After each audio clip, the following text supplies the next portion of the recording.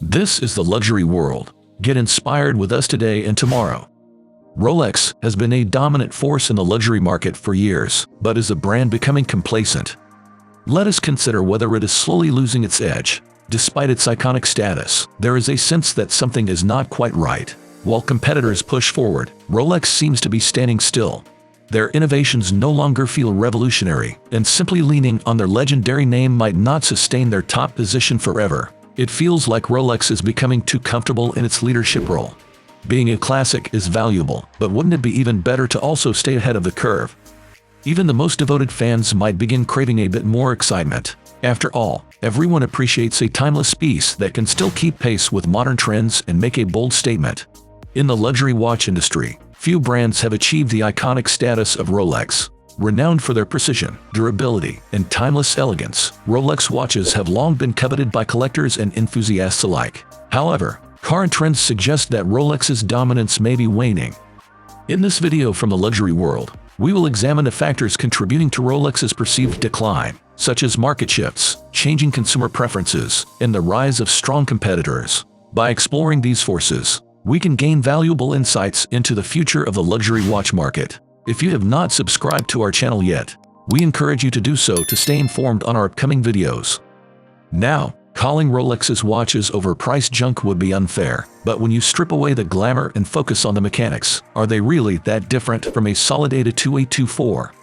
Maybe it is time for Rolex to shake off the dust of its branding and inject some excitement. After all, even the most dependable workhorse needs a fresh trick now and then to keep the audience interested, especially in the fast-changing world of luxury watches. Let us not jump to conclusions. Rolex is not a relic of the past just yet, but let us face it, they are not exactly pushing boundaries in the watch industry either. While models like the Skydweller and Yachtmaster 2 have some innovative features, the rest of the collection is not making much of a splash. Some may criticize brands like Hublot for using standard EDA movements, but it is hard to ignore that Rolex's in-house movements, though dependable, are not particularly groundbreaking. They have been using the same calibers for years, which suggests they are playing it safe.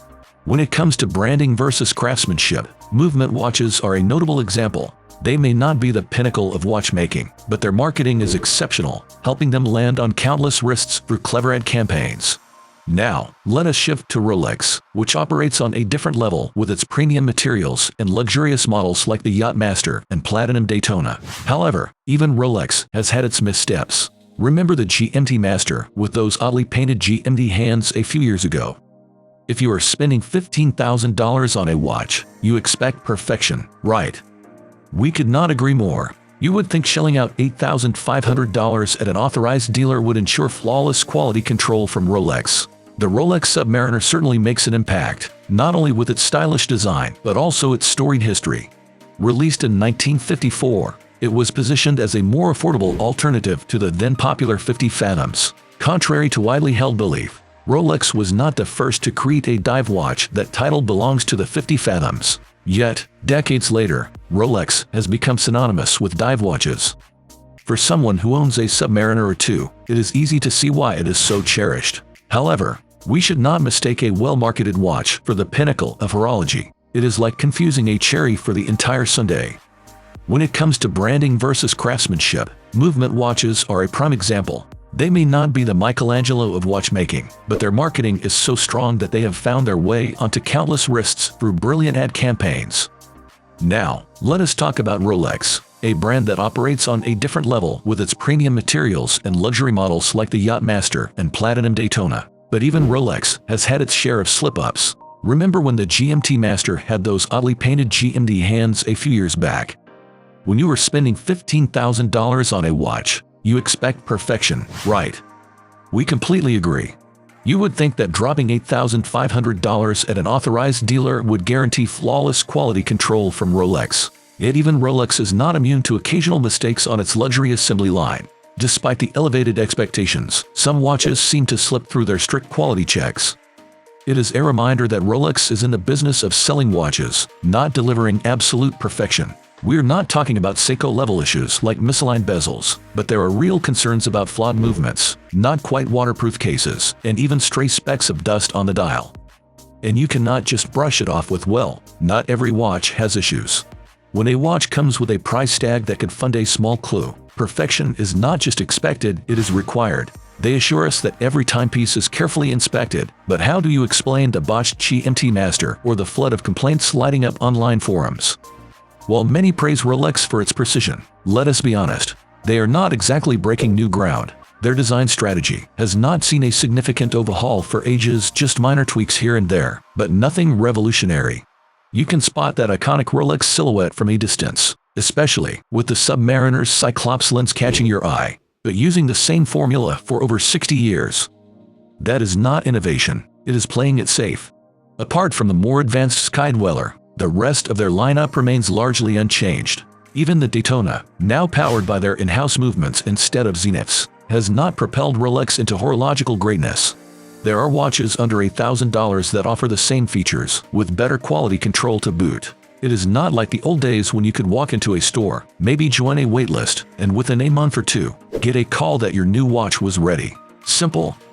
Nowadays, it feels more like you are stuck in a cliché crime drama. You cannot even look at a Rolex without buying enough merchandise to stock your shop first. Sure, the Submariner is COSC certified and can dive up to 300 meters, which is nice, but hardly revolutionary. Plenty of watches over $1,000 offer similar features. We're diving into this topic because many newcomers to the watch world think starting with a Rolex is like getting a VIP pass to the cool club. But here is the truth. While Rolex has a huge name, they are not the only option, and sometimes their quality makes you wonder if you're paying for the brand more than the watch itself. If you have got $10,000 to spend, there are plenty of other watchmaker creating pieces with more finesse, intricate movements, and finishes that could easily outshine Rolex. It seems the tide is shifting, and even hardcore watch enthusiasts might soon start looking beyond the Rolex bubble. We are not exactly Rolex cheerleaders, it feels like they have boxed themselves into overly familiar designs. Watching Rolex innovate is like watching paint dry, but at least with the latter, you are probably losing less money. The watch community is growing tired of the unaffordable prices and the trickle of new releases. It is almost as if Rolex is playing hard to get, just to make your wallet work over time.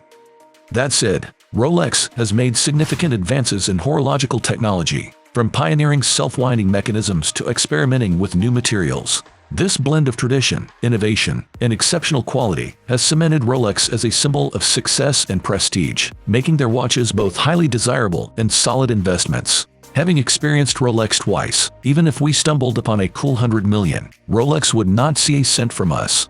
There is a vast universe of watches that are far more enticing. Honestly, once you dive into the world of watches, Rolex starts to feel like a rather average choice. What are your thoughts on the topic we discussed in this video? If you enjoyed it, please let us know by leaving a comment and giving it a thumbs up. Do not forget to follow our channel for more content. Thank you for watching The Luxury World, and we look forward to having you join us in our upcoming videos.